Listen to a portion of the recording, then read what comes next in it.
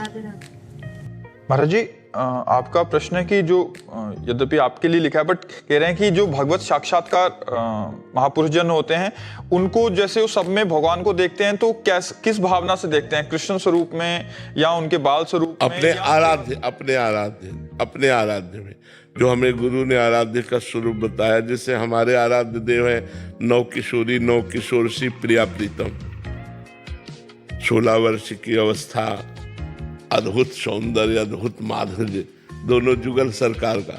तो हम जैसे आपके देखें तो आपके हृदय रूपी मंदिर में मेरे प्रिया प्रीतम विराजमान है।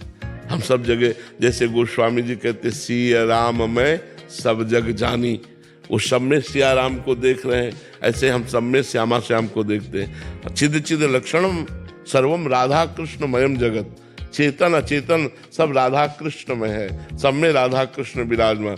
तो उपासक जिस भाव से उपासना करता है उसको अपने उपास्य देव का वही दर्शन होता है। अब हम देखते हैं नौ किशोरी नौ किशोर प्रिया प्रीतम, उन्माद पैदा हो जाए, इतने सुंदर हैं हमारे प्रिया प्रीतम, पागलपन चढ़े। अब इसी के तो जी रहे हैं ना, नहीं किसी से कोई मतलब नहीं, तो उन्हीं के बल से हर कदम हम चल पाते हैं, उनकी तरफ उन्हीं के कृपा बल से चल पाते हैं। तो हम अपने भावना में जब देखते हैं तो सब में श्यामा श्याम विराजमान है, नौ किशोरी नौ किशोर। अब जो बाल भाव का उपासक हो बाल भाव का देखेगा, जो जिस भाव का उपासक है वो अपने इष्ट देव को उसी रूप में देखेगा। महाराज जी जैसे लीला करते हुए भी दिखते हैं यहाँ बैठे हैं। लीला करते हुए तो बहुत आगे की बात है।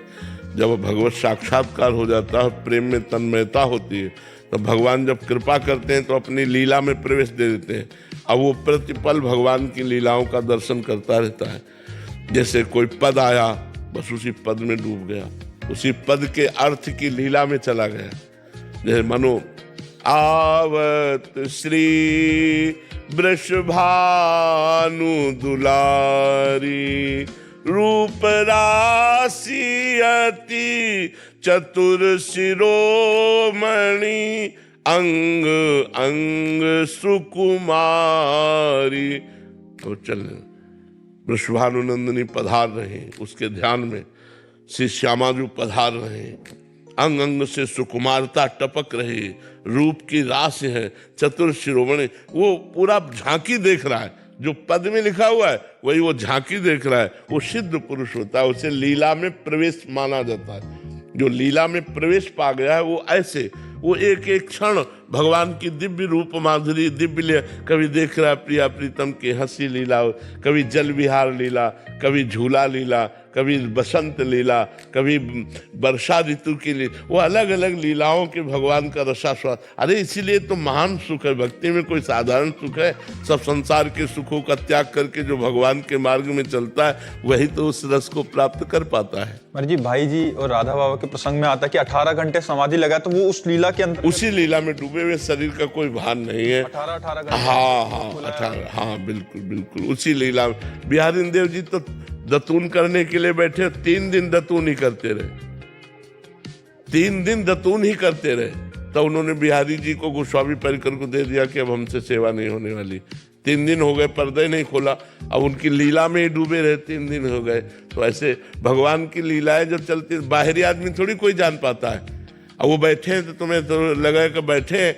एक बार श्री स्वामी हरदास जी यमुना किनारे बैठे हुए थे, तो कोई धनी मानी पुरुष उस समय, आज के 500-600 वर्ष पहले, 1 लाख का इत्र लाया बिहारी जी के लिए, 1 लाख रुपया के इत्र, वो शीशी में बड़ी। अब वो ध्यान में बैठे थे और वो जाके इत्र दे दिया, पूरी शीशी खोली और ऐसे मारी बालू में, ऐसे पूरी बिखेर दी।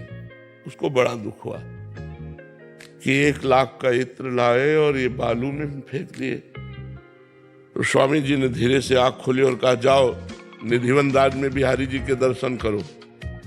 आज्ञा मानकर निधिवन राज में जो ही घुसा तो उसी इत्र की खुशबू, और जब वहां गया तो बिहारी जी पूरे भींजे हुए थे इत्र में।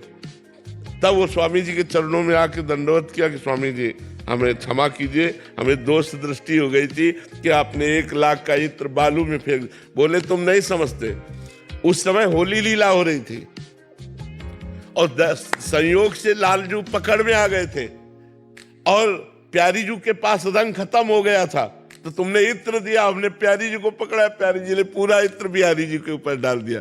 अब ये लीला चल रही और बाहर दिखाई दे रहा है कि इत्र जो है बालू में फेंक दिया गया।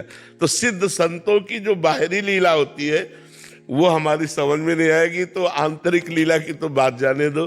लीला में प्रवेश